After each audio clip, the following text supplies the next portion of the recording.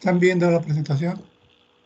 Sí, doctor, se puede ver. La clase que tenía para esta ocasión, anteriormente programada, o sea, en ciclos previos, era solo tensión premenstrual.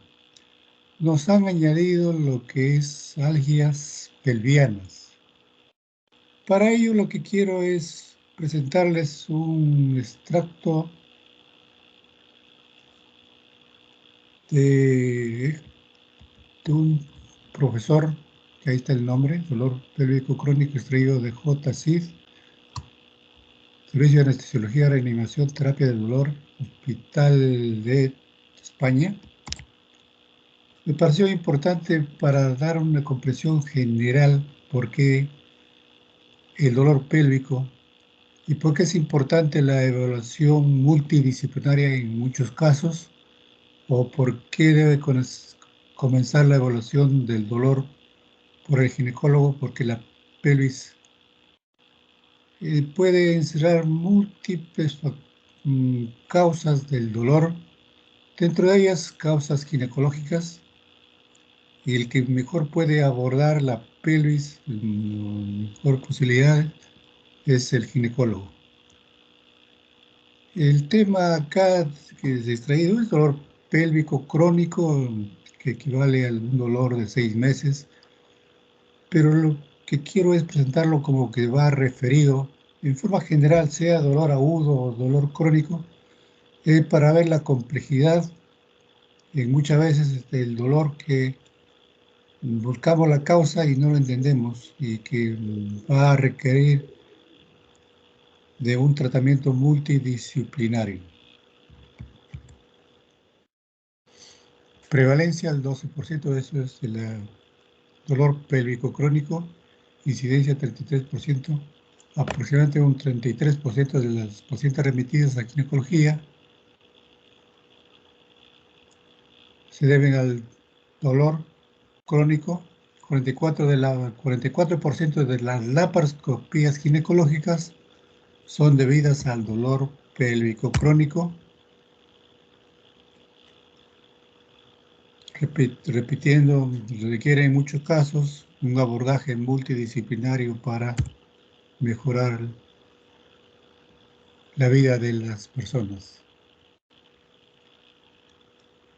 Es bueno tener un poquito en cuenta acá una revisión ligera. ¿Qué cosa es la prensa pélvica? Dos huesos impares, sacro, coxis.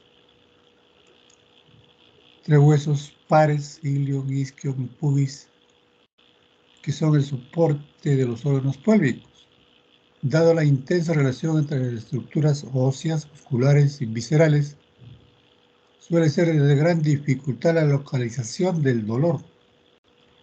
La inervación sensitiva de la musculatura abdominal y peritoneo parietal por aferentes somáticos se extiende desde L1, L2 y de S2, S5. Inervación área suprapúbica, nervio ilio hipogástrico, L1, L2, la área inguinal, que tenemos el nervio ilio inguinal, que nos va a dar inervación externa de los genitales, mientras que el pie del ano se inerva el plexo sacro y el coxigio. Tercio inferior de vagina se inerva por el nervio pudendo y la rama genital del génito femoral, que inerva la cara lateral de la vulva. Entonces, cuando se hace una atención de una episiotomía, puede haber dos abordajes. Uno, bloquear el nervio pudendo, pero si bloquea el nervio pudendo, la parte externa de la vulva va a quedar sensible todavía, entonces es necesario también hacer infiltración para abordar el nervio, ramas del nervio genitofemoral. Rama femoral, el triángulo femoral, corre a cargo de la inervación autónoma, a cargo del plexo hipogástrico, que se divide en superior, medio e inferior. El plexo hipogástrico superior se localiza bilateralmente a nivel del tercio inferior del cuerpo de la L5 y tercio superior de S2 en el sacro promontorio. Este plexo se forma de la confluencia de las cadenas simpáticas lumbares parasimpáticas originadas S2, S4. Plexo hipogástrico superior se divide en nervios hipogástricos derecho e izquierdo hasta alcanzar el plexo hipogástrico inferior. Las ramas que inervan uréter, ovario, sigmoides, arterias ilíacas. Plexo hipogástrico inferior, estructura bilateral que inerva el recto, vejiga, próstata, vagina. Ganglio impárado o ganglio de Water, que es una estructura retroperitoneal única, localizada a nivel de sacrococcygia, que recibe fibras simpáticas y parasimpáticas inervando parte del recto, perineo y genitales.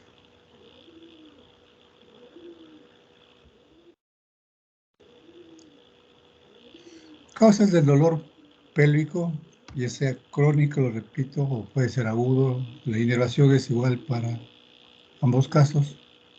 La transmisión del dolor procede de las vísceras, que difieren en gran medida de los procesos de las estructuras somáticas.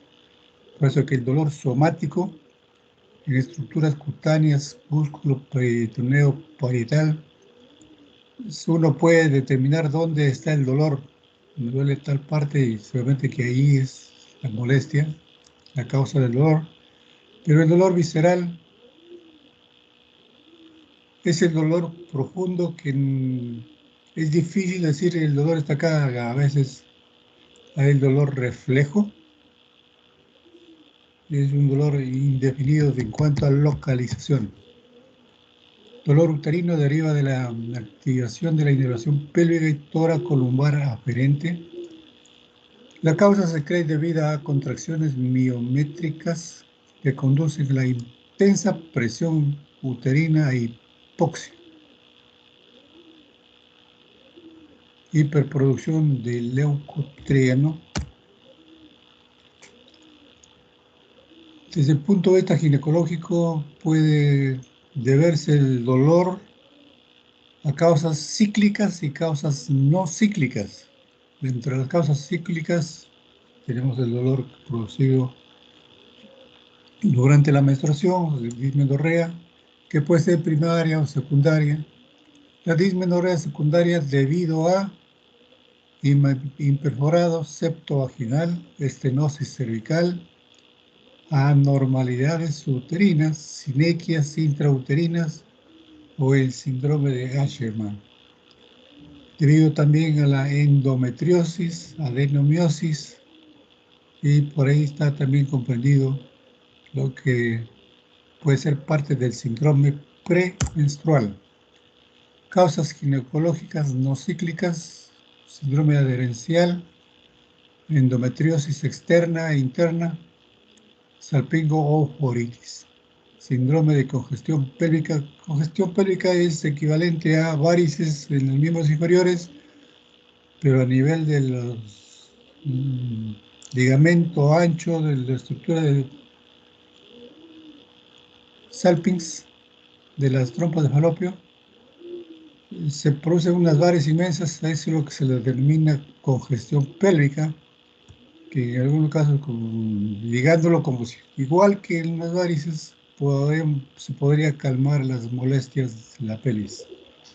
Pero también pueden ser causas neoplásicas, ováricas, uterinas, enfermedad pélvica inflamatoria, causas gastrointestinales, o sea, motivado por un colon irritable, una enfermedad de Crohn, diverticulosis, hernias, que son propios de la especialidad de gastroenterología o cirugía, medicina. Causas urinarias del dolor, cistouretritis,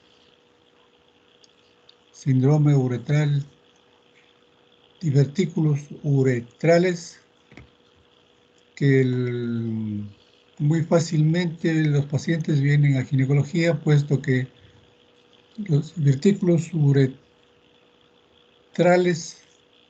se manifiesta como una tumoración hacia la vagina, como si fuera un cistocele, para lo cual es necesario hacer el diagnóstico apropiado para derivarlo al urólogo. Causas urinarias también: cistitis intersticial, tumores infiltrantes vesicales, causado también por riñón pélvico ectópico, litiasis con obstrucciones uretrales y uretrales. Causas neurológicas del dolor pélvico: atrapamiento de un nervio en una cicatriz o fascia,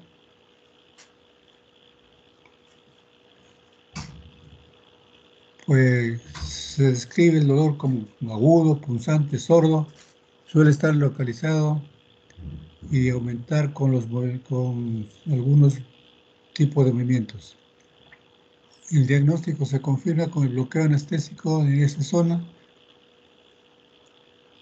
Los nervios más comprometidos con atrapamiento: ilio inguinal, T2, TL1, ilio hipogástrico, T2, L1, génito crural, L1, L2. Causa musculoesquelética: por el caso de la mujer embarazada, por el cambio del centro de gravedad en el cuerpo de la mujer, por el aumento del embarazo, puede dar dolor pélvico, pero mecánico.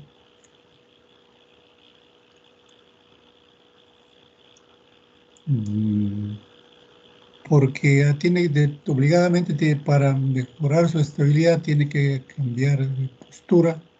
Por eso que la mujer camina separado de piernas y en forma balanceante.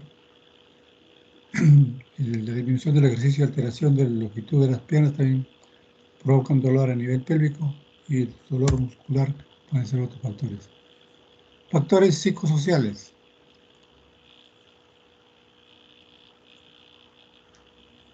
El dolor puede ser físico, psicológico y sociales. Factores psicosociales.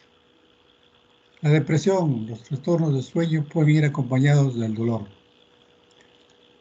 La morbilidad psicológica es más consecuencia puede ser mayor consecuencia de un dolor pélvico.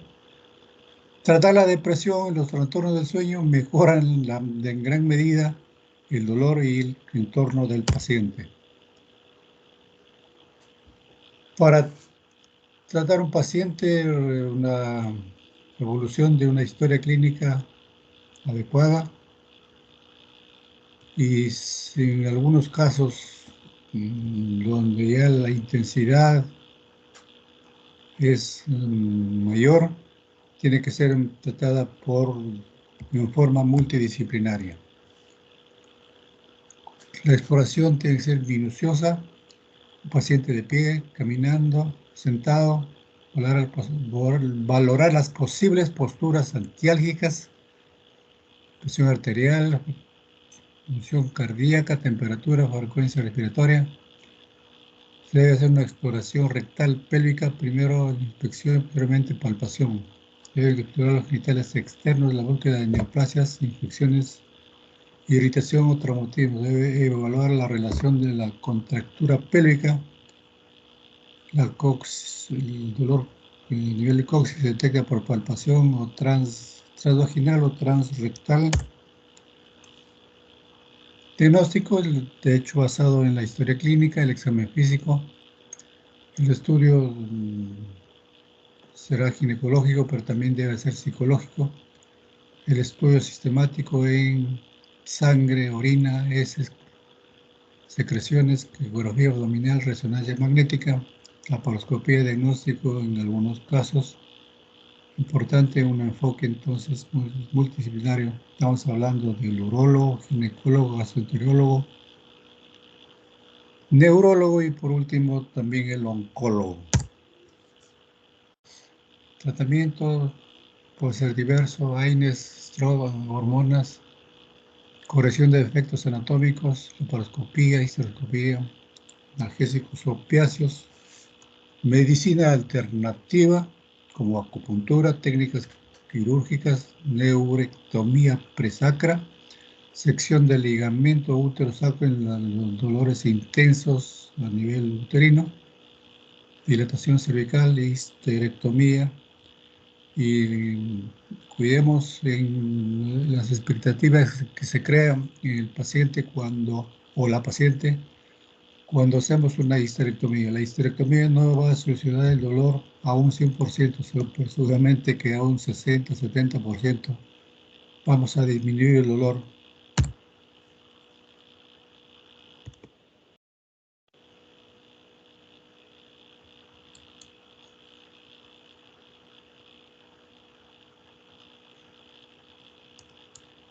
Luego de una revisión ligera de las posibles causas del dolor y cuán complejo puede ser la pelvis,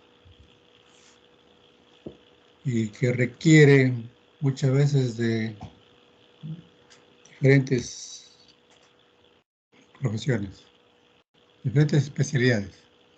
Entonces hablamos de síndrome premenstrual, que también puede ser parte de ese grupo de pacientes con dolor. Síndrome premenstrual. ¿Y qué cosa es trastorno disfórico premenstrual? Es la presentación de mayor gravedad de lo que es síndrome premenstrual.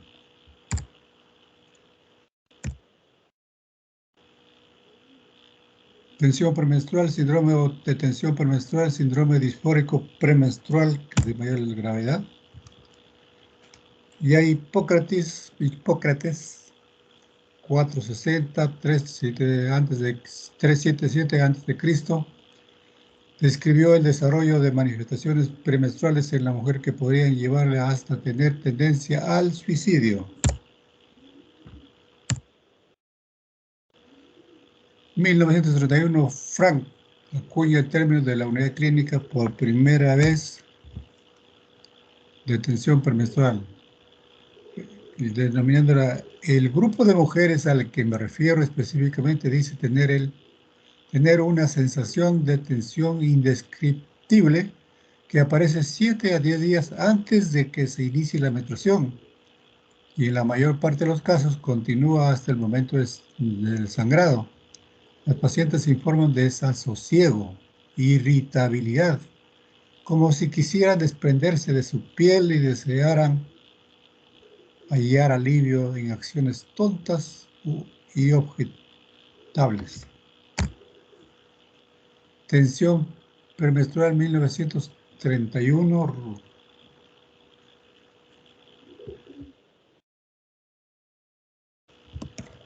1953, Green y Dalton describen por primera vez con el nombre de síndrome premenstrual, una de las denominaciones más aceptadas en la actualidad. Aquí un poquito repitiendo lo mismo, 1931, Frank, síndrome de tensión premenstrual. 1995, Green y Dalton se le llama síndrome premenstrual. 1994 se le anexan los síntomas psicológicos que consideran llamarle síndrome disfórico premenstrual, o sea, el término disfórico y que tiene un código diferente al de tensión premenstrual, 1994. 1999, por consenso, distinguen como otra patología diferente del síndrome disfórico premenstrual a la de síndrome premenstrual, separando sus conceptos que tienen que diferente código, el Código Internacional de Enfermedades. Tensión premenstrual, la epidemiología.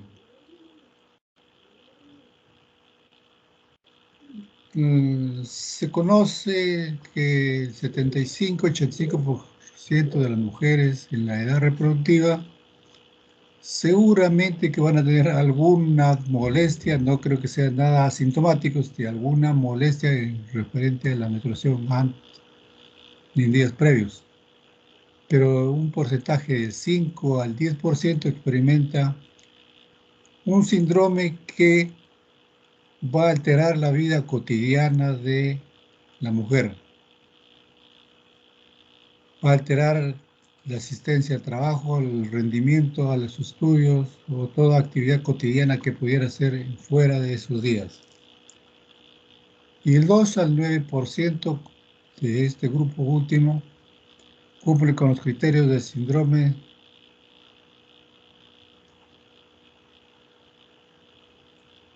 disfórico premenstrual, o desorden disfórico premenstrual, que es de mayor severidad.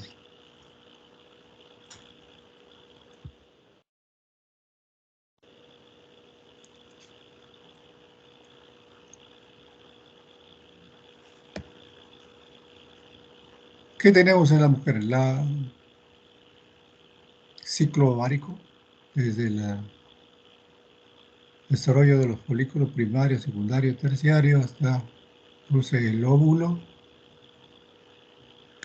que hay coincidentemente o paralelamente la temperatura, la producción de hormonas en forma cíclica en la mujer que produce ovulación, ciclo bifásico, donde el estrógeno acá disminuye un poquito, donde la progesterona en la segunda fase es la que aumenta, y la LH y FSH, LH sobre todo, aumenta en los días, un día previos a la ovulación. Esto se va a manifestar con el sangrado que se produce por descamación cuando no ha habido fecundación.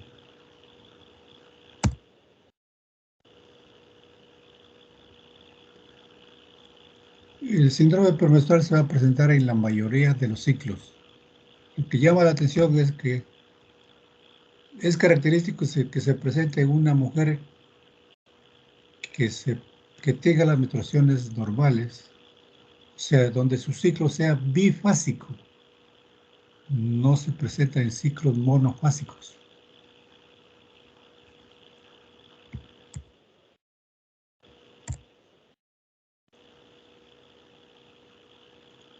Causas precisas no se conocen aún. Como he visto, antes de Cristo ya había referencias al cuadro, pero no se han descubierto cuáles podrían ser, porque si se descubre ya no tendría un síndrome, sino sería una enfermedad. Y sigue siendo un síndrome todavía porque no hay definición exacta de la causa y puede decir este tratamiento es el adecuado, entonces transformaría en una enfermedad. Se han sugerido diferentes factores biológicos, los más estudiados, los estrógenos, progesterona, los neurotransmisores, el GABA y la serotonina. El síndrome premenstrual probablemente es el resultado de una compleja interacción entre los esteroides ováricos y neurotransmisores centrales.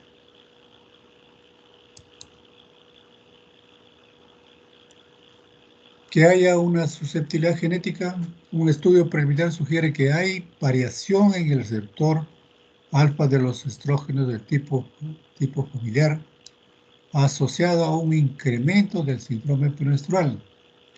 Se han destacado los autores mencionando que hay una susceptibilidad genética que induce a la disregulación de los niveles hormonales de esteroides. Neurotransmisores. Hay evidencia retrospectiva que la serotonina participa aumentando la sintomatología del síndrome premenstrual. La serotonina incrementa la síntesis de alopregnenolona y la sensibilidad de los esteroides. Los inhibidores del recambio selectivo de la serotonina, como la fluoxetina y otros más que luego lo vamos a mencionar, están dando resultados que pueden ser muy halagadores. Esteroides sexuales.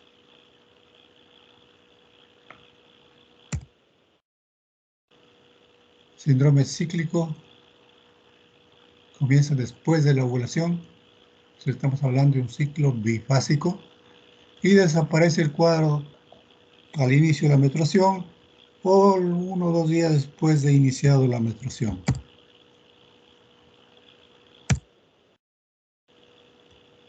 Es menos frecuente en caso de si se ha producido una ovarectomía quirúrgica donde vamos a desaparecer los ciclos bifásicos, disminuye la incidencia. Lógicamente esto no puede ser nada halagador de que para calmar el dolor o para disminuir las molestias de tensión premenstrual se tenga que hacer ovarectomía, lo cual no sería correcto, sino que ovarectomía quirúrgica por alguna otra causa. La lipofunción ovárica también es menos frecuente del cuadro, con el uso de los agonistas de la GnRH. Y los ciclos anovulatorios que ya mencionamos, que también presentan menos, o rara vez. Interacción del sistema nervioso central, los estrógenos y la progesterona, esteroides neuroactivos influyen sobre los neurotransmisores que tienen relación con la serotonina, el GABA y el noradrenalina. Acción predominante de los estrógenos que provocarían excitación neuronal, la progesterona e inhibidores neuronales. La serotonina. Se ha observado que la actividad serotoninérgica disminuye la fase lútea.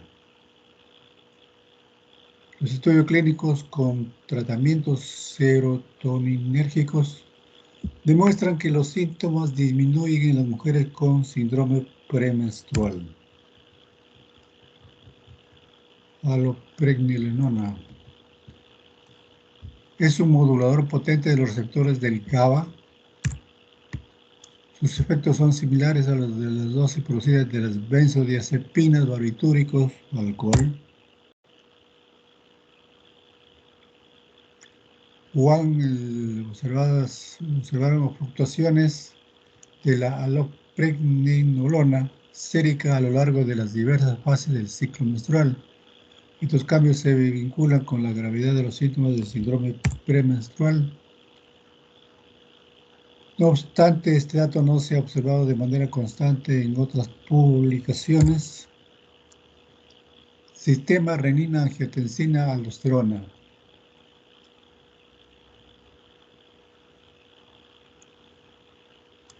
Las propiedades antimineralocorticoides de la progesterona y quizás activación estrogénica del sistema renina-angiotensina-aldosterona explica dos síntomas del síndrome premenstrual: la distensión abdominal y aumento de peso.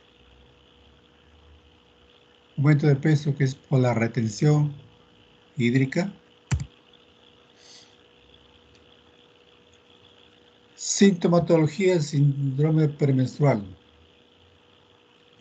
Es un conjunto de síntomas somáticos que pueden ser cognitivos y conductuales que aquejan a la mujer en la mayoría de los ciclos. Se inician durante la fase lútea del ciclo menstrual y desaparecen por completo o parcialmente en la fase folicular con el inicio de la menstruación. Disturbios de tal intensidad que interfieren con el desarrollo de la actividad normal y deterioran las relaciones interpersonales. Síntomas somáticos: dolor.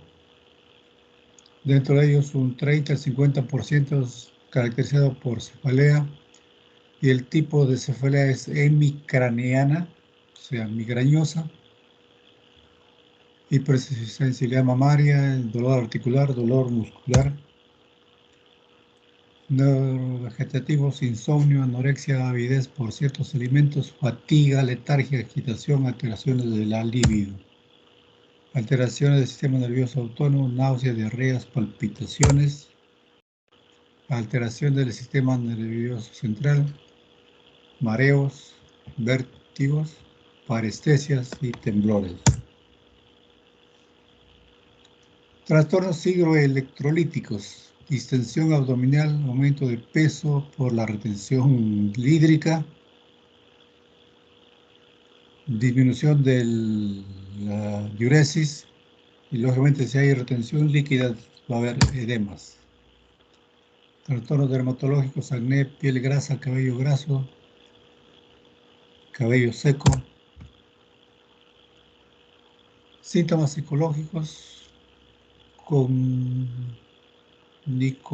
conductuales y del ánimo.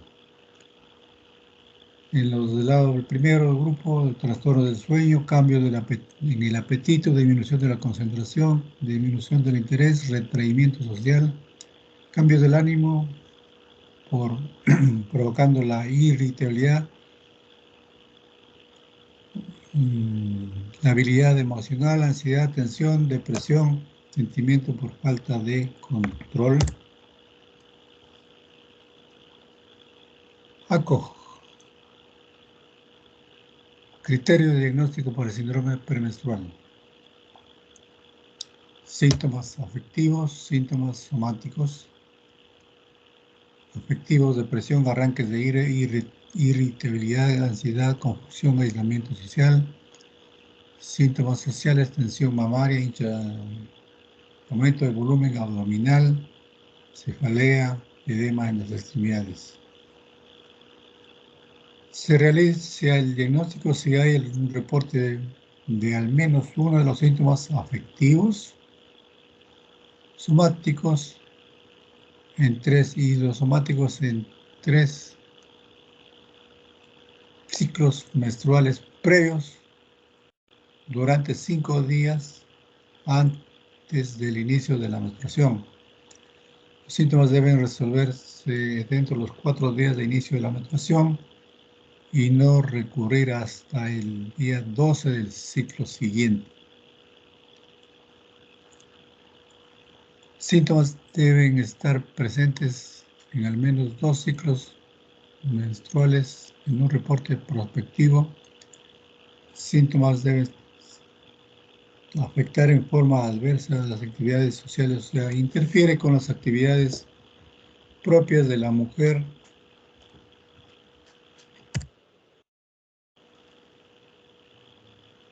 El diagnóstico, confirmar los diagnósticos,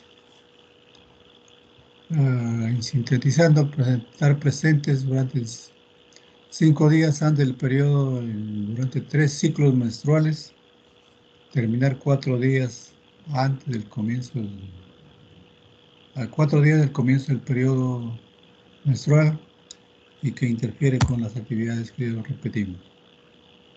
En ciertos casos, los síntomas contribuyen a la exacerbación de algún trastorno psiquiátrico primario de fondo, por lo que es necesario descartar síntomas comunes psiquiátricos como depresión, distimia o depresión, la ansiedad. Es un cuadrito para registrar los síntomas, se nota la menstruación, desde cuándo comienza, anotar insomnio, irritabilidad, depresión, agotamiento, sensibilidad en los senos. Hasta hace poco el tratamiento es lo mismo que decíamos, si no hay una causa definida de su origen, es también difícil determinar el tratamiento. El tratamiento busca reducir los síntomas, modificar la disregulación hormonal de fondo si lo hubiera. Si el tratamiento fracasa o los síntomas son pronunciados, debe enviar al paciente con el psiquiatra sobre el cuadro de mayor gravedad que es la depresión. Los inhibidores selectivos de la recaptación de serotonina nos dan cierta esperanza. Hoy día se considera que el tratamiento principal de los síntomas psicológicos del síndrome premenstrual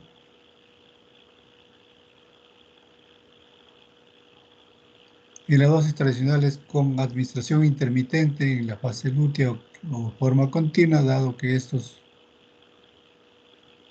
fármacos son eficaces y bien tolerados.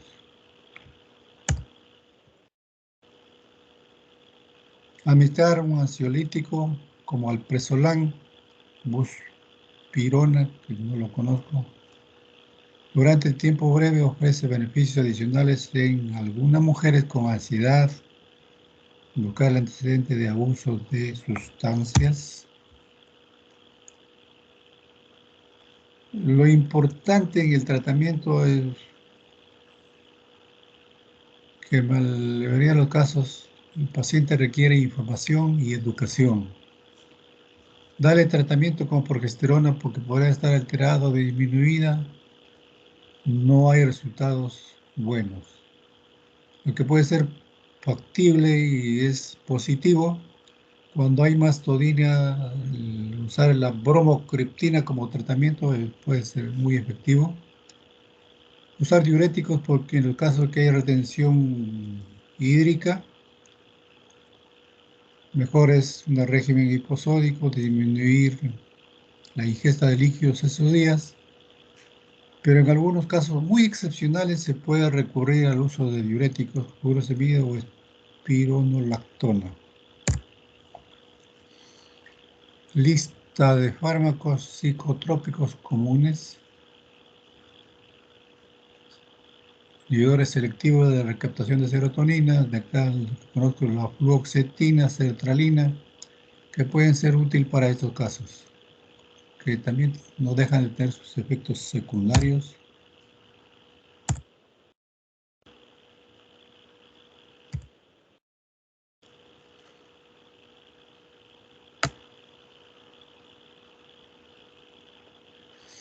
Es decir, la progesterona se ha probado, los estrógenos también, cuyos resultados no son, en forma separada, no son esperanzadores, pero en forma combinada, estamos hablando de los anticonceptivos orales combinados, pueden ser de utilidad.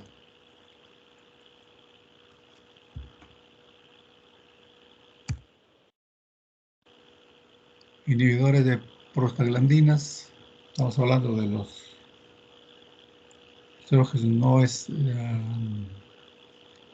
medicamentos no antiinflamatorios, no esteroideos,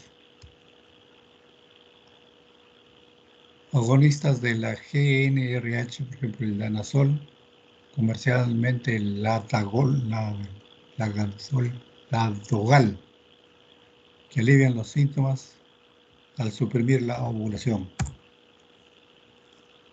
Recomendaciones generales de nutrición y de conducta es simplemente cambiar los hábitos alimenticios, recordar que el alcohol, tabaco, cafeína, sal, azúcar pueden aumentar la sintomatología. Entonces disminuirlos va a ir en beneficio del paciente. Incremento de carbohidratos, proteínas, evitar el sobrepeso, considerar alimentos fraccionados, evidencia del nivel A. Síndrome premenstrual debe ser analizado retrospectivamente con su sintomatología repetitiva. Debe hacerse el diagnóstico diferencial, considerar el estrés, historia familiar del padecimiento, que los inhibidores de la captación de serotonina están dando resultados bastante buenos, ojalá esperanzadores, y que sea la solución para el síndrome premenstrual. Lo que tenemos baja demanda es la fluoxetina, sertralina, la progesterona no sola no da ningún resultado esperanzador. Factoría que mencionamos, o el uso de GnRH que sería más válido, pero ovarectomía no se le justificaría una ovarectomía como tratamiento del síndrome menstrual, pero el uso de los medicamentos GnRH muestra utilidad ya sea por el efecto que producen la anovulación y los ciclos anovulatorios, no hay presentación del cuadro. Los ansiolíticos son útiles pues no son de primera elección. Para algunos casos pueden ser. Los alimentos ricos en carbohidratos pueden ser indicados sugeridos al tratamiento. Suplementos de calcio, magnesio, vitamina E, vitamina 6. Y los anticonceptivos orales disminuyen la sintomatología importantemente, que tiene que ver con transformar los ciclos bifásicos en monofásicos, donde el cuadro no se manifiesta. Evidencia a nivel C, tratamiento de soporte emocional es importante. Los ejercicios aeróbicos son recomendados. Los tratamientos deben ser individualizados acorde a la severidad de cada cuadro. Revaloración periódica sugiere una conducta personalizada.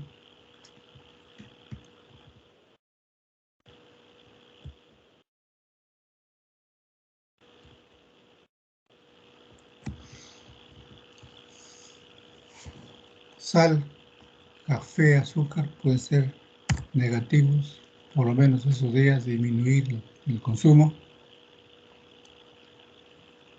Vitaminas B6, vitamina E pueden ofrecer beneficios igualmente que la piridoxina.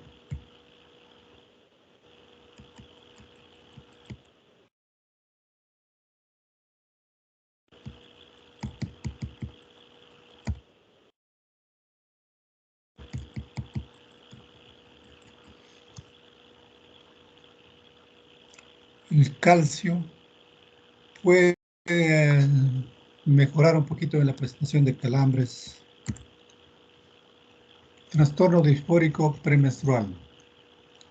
Es en una proporción de pacientes que presentan síntomas graves de tipo psicológico. También cumplirán con los criterios para trastorno disfórico premenstrual. La tensión disfórica premenstrual es a menudo considerado como una variante de la depresión y puede aumentar el riesgo de trastorno depresivo mayor, depresión postparto y otros cuadros de aspecto serotoninérgico. Es la exacerbación patológica de los cambios somáticos y psíquicos que ocurren durante la fase luteínica en el ciclo femenino normal, o sea, también en ciclos bifásicos, y que produce incapacidad física, psíquica y problemas en la relación familiar, laboral o social. Esta última condición es imprescindible para considerarla como una enfermedad.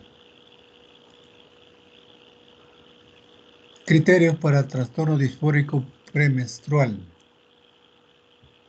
Al menos 5 de los siguientes síntomas en la mayoría de los ciclos menstruales, incluyendo al menos un síntoma de la categoría A,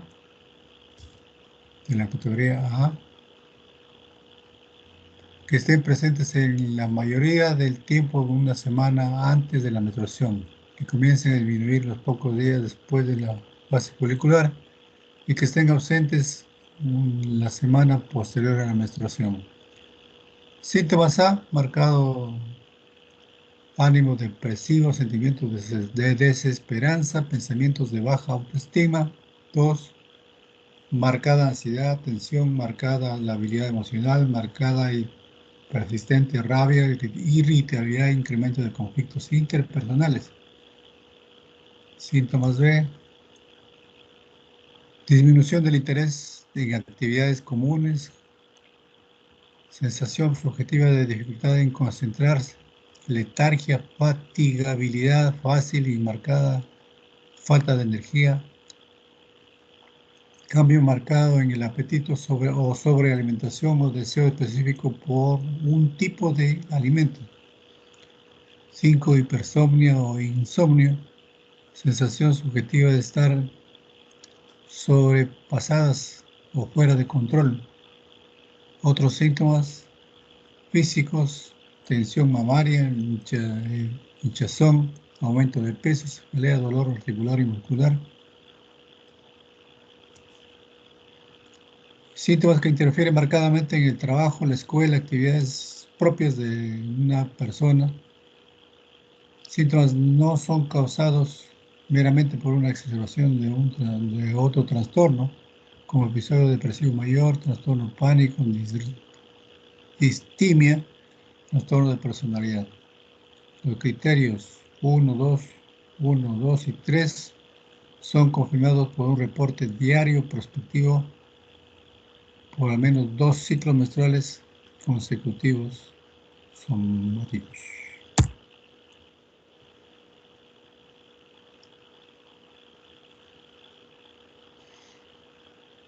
Lo consideran como un cuadro muy aparte del síndrome premenstrual, pero en forma práctica es la forma más grave de presentación de la tensión premenstrual.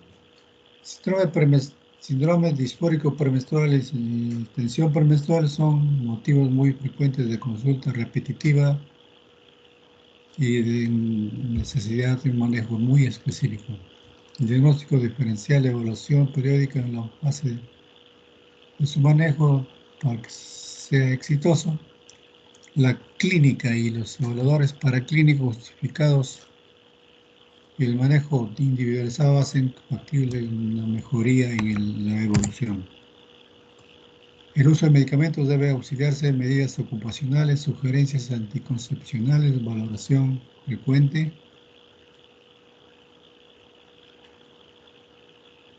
Drosperinona con etinil estradiol o el uso del levonorgestrel intrauterino pueden ser útiles en el manejo de estos casos para hacer ciclos bifásicos en monofásicos.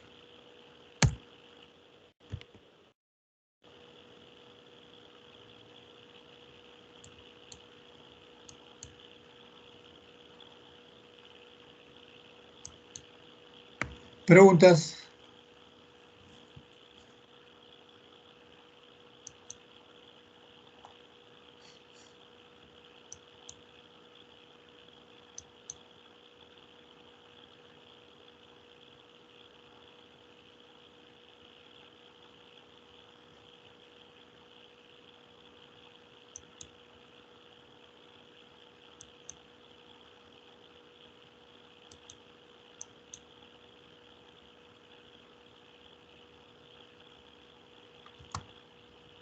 Parece que no hay preguntas, doctor.